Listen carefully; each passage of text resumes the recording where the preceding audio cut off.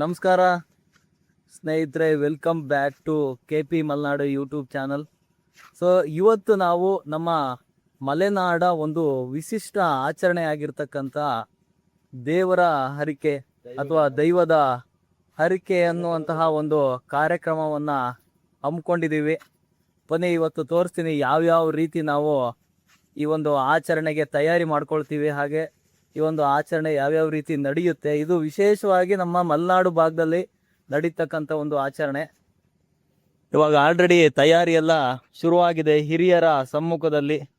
ಇವರು one of the ಹಿರಿಯರು, ಇವರು ಕೂಡ ಒನ್ ಆಫ್ ದಿ ಹಿರಿಯರು.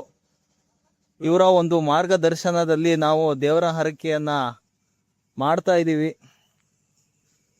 ಇವರು ಒಬ್ಬ ಹಿರಿಯ ಸದಸ್ಯರು.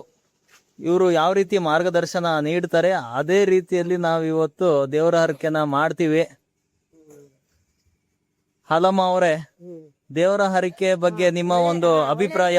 ಒಳ್ಳೆ ರೀತಿಯಿಂದ ಎಲ್ಲ ಮಾಡ್ಕೆ ಬನ್ನಿ. ನೀವು ಮುಂಚೆ ಎಲ್ಲ ಯಾವ ತರ ಮಾಡ್ತಾ ಇದ್ರಿ? ನಾವು ಎಲ್ಲ ಇಲ್ಲಿ ಮಾಡಿ ಕಳಿಸ್ತಿದ್ವು, ಅಲ್ಲಿ ಮಾಡ್ತಿದ್ರು. ಮಾಡಿ ಎಲ್ಲ ಎಡೆ ಇಟ್ಟು ಅದು ಈ ಆ ಕೋಳಿ ಬರೋ ತನಕ ನಾವು ಇಲ್ಲವರಿಗೆ ಮಾಡ್ತಿರ್ಲಿಲ್ಲ, ಎರಡು ಒಟ್ಟು ಹಾಕ್ತಿರ್ಲಿಲ್ಲ. ಆಮೇಲೆ ಎಲ್ಲ ಎಡೆ ಇವ್ರು ಬಂದ್ಮೇಲೆ ಊಟ ಅಲ್ಲೆಲ್ಲ ಎಡೆ ಹಾಕಿ ಬಂದ್ಮೇಲೆ ನಾವು ಊಟ ಎಲ್ಲ ಒಟ್ಟು ಮಾಂಸ ಎಲ್ಲ ಒಟ್ಟು ಹಾಕಿ ಬೇಯಿಸಿ ಇಲ್ಲೆಲ್ಲ ಎಡೆ ಹಾಕ್ತಿದ್ವಿ. ಅವಾಗ ನಿಮ್ ಟೈಮಲ್ಲಿ ಯಾವ ತರ ನಡೀತಾ ಇತ್ತು? ನಾವು ಅಲ್ಲಿ ಅಡ್ಗೆ ಮಾಡಿ ಕೊಡ್ತಿದ್ದು, ಅನ್ನ ಸಾರು ಎಲ್ಲ ಮಾಡಿ ಕೊಡ್ತಿದ್ದು, ಚಂದ ಎಡೆ ಇಡ್ತಿದ್ರು. ಆಮೇಲೆ ಮನೆಯವ್ರು ಯಾರು ಬರಕ್ ಆಗಲ್ಲ, ಇವರು ಇಲ್ಲೇ ಮಾಡಕ್ ಶುರು ಮಾಡಿದ್ರು. ಬಾಂಧಲ್ಲಿ ಕಡುಬು ಸಾರು ಅದು ಇದೆಲ್ಲ ಮಾಡಕ್ ಶುರು ಮಾಡಿದ್ರು. ವಾ ಸೂಪರ್. ಅಪ್ಪ ನೀ ಹೇಳ, ದೇವ್ರಕ್ಕೆ ಅವಾಗ ನೀ ಸಣ್ಣಲ್ಲಿ ಇರ್ಬೇಕಾರೆ ಹೆಂಗ್ ಮಾಡ್ತಿದ್ರು ಅಂತ? ನಾವು ಸಣ್ಣಲ್ಲಿ ಇರ್ಬೇಕಿದ್ರೆ ದೇವ್ರು ಬಂದು ಇಲ್ಲಿ ಇರಲ್ಲ, ಬೇರೆ ಕಡೆ ಇತ್ತು. ಸ್ವಲ್ಪ ಅವ್ರಿಗೂ ನಮಗೂ ಜಾಗದಾಗ ರಿಸ್ಕ್ ಆಯ್ತು.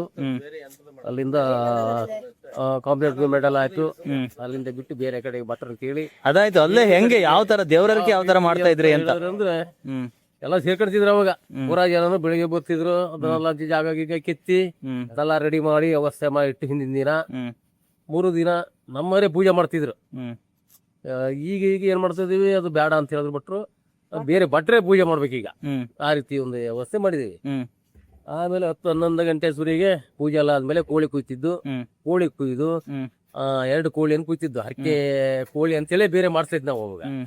ಅದನ್ನೇನ್ ಮಾಡುದು, ಆಮೇಲೆ ನಮ್ಮ ಹಿರಿಯ ಮನೆ ಕುಟ್ರ ಅಲ್ಲಿ ಮಾಡ್ತಾ ಇದ್ರು, ಆದಿ ಮನೆ ಅಂತೇಳಿ ಎಲ್ಲ ಮಾಡ್ತಾ ಇದ್ರು. ಅವರೇ ಅಡ್ಗೆ ಮಾಡಿ ವ್ಯವಸ್ಥೆ ಮಾಡಿ ಇಲ್ಲಿ ತಂದು ಎಡೆ ಹಾಕಿ ಎಲ್ಲ ಮನೆ ಕುಟುಂಬದಲ್ಲ ಸೇರ್ಕೊಂಡು ಅಲ್ಲೇ ಒಂದು ಊಟ ಮಾಡಿ ಆಮೇಲೆ ಮನೆಗೆ ಎಲ್ಲರನ್ನು ಜನ ಅವರ ನೆಂಟರಿಷ್ಟನ್ನು ಕರೆದು ಊಟ ಮಾಡೋಂಥ ವ್ಯವಸ್ಥೆ.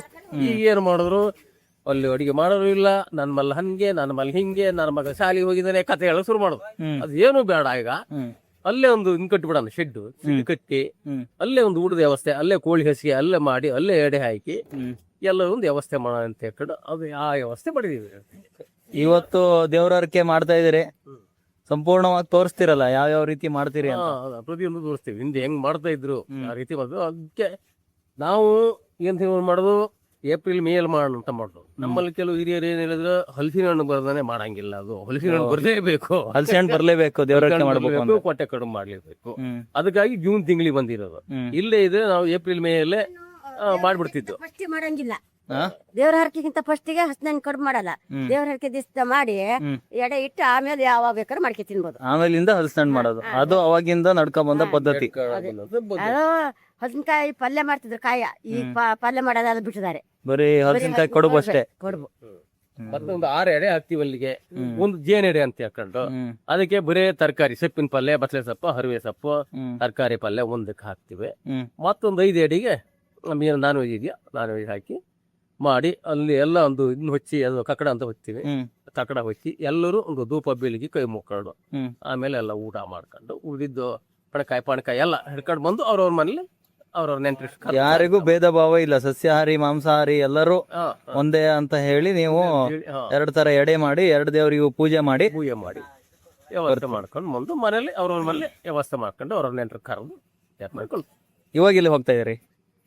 ಈಗ ದೇವ್ರು ಬರೋದು ಒಂದು ಕೆಲಸ. ಈಗ ಎಲ್ಲರಿಗೂ ಎಲ್ಲರ ಒಟ್ಟಿನಲ್ಲಿ ನಾವು ಒಂದು 14 ಮನೆ ಇದೆ, 14 ಮನೆ ಸೇರ್ಕೊಬೇಕು. ಅದಕ್ಕೆ ಎಲ್ಲರೂ 5 ನಿಮಿಷ ಕೆಲಸ ಆಗ್ಲಿ ಸೇರ್ಕೊಬೇಕು. ಸಾರಿ, ಅಡಚಣೆಗಾಗಿ ವಿಷಾದವಿರ್ಲಿ. ನಿಮ್ಮ ಒಂದು ನಮಸ್ಕಾರ. ಅಭಿಪ್ರಾಯ ಹೇಳಿ.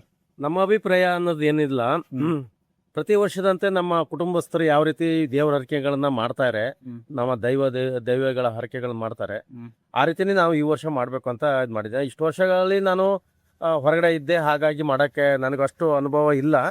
ಈಗ ಇದುವರೆಗೆ ಹಿಂದೆ ಮಾತಾಡಿದ ನಮ್ಮ ತಮ್ಮನೇ ಅವ್ರು ಮಾತಾಡಿದಾರಲ್ಲ, ಸೊ ಅದರಂತೆ ನಡೀತೀವಿ. ಇನ್ನು ಮುಂದೆ ಏನು ಅಂತ ನಾವು ಈಗ ಅವರ ಒಂದು ಮಾರ್ಗದರ್ಶನದಲ್ಲಿ ನಾವು ಈ ರೀತಿ ಆಚರಣೆ ಮಾಡ್ಕೊಂಡು ಹೋಗ್ತಿರ್ತೀವಿ.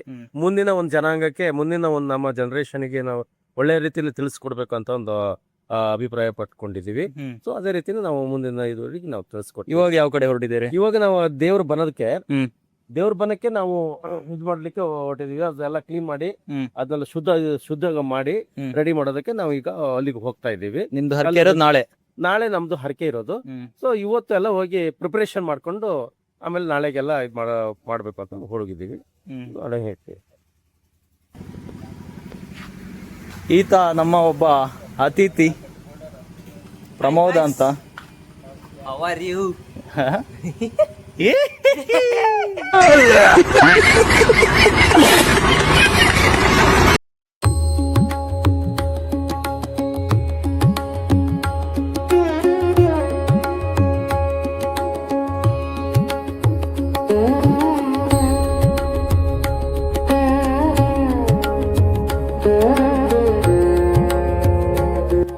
ಇದಾಗಿತ್ತು ಸ್ನೇಹಿತರೆ ನಮ್ಮ ಹಿಂದಿನ ದಿನದ ತಯಾರಿ ಇಷ್ಟು.